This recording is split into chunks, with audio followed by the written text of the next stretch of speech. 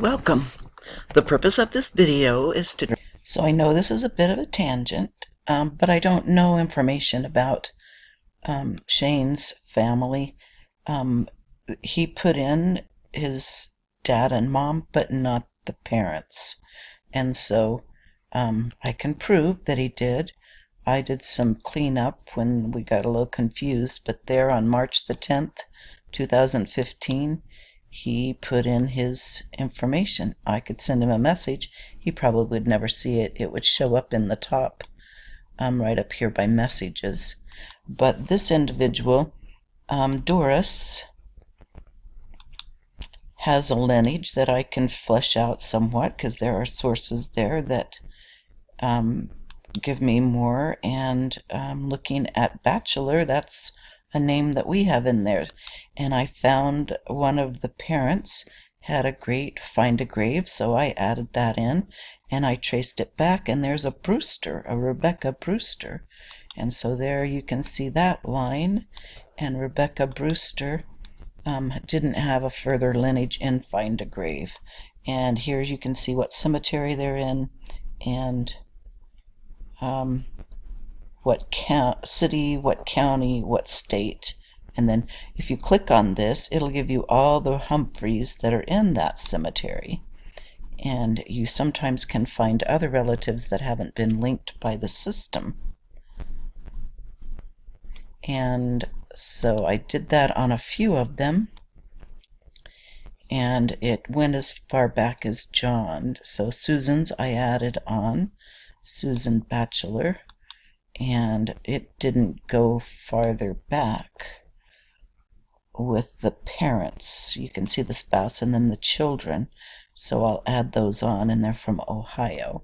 So I just thought that was a little interesting, little tangent, and I will just work on some of these hints. I'm not sure what the database, the recording's doing. It may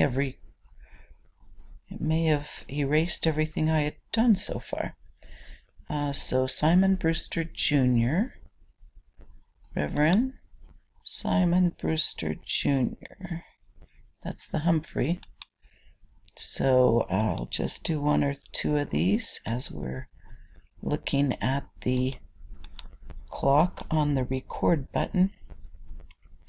So this is the option to add historical records to family tree, and the more you put in, the more sure the database is of who the individual is in history.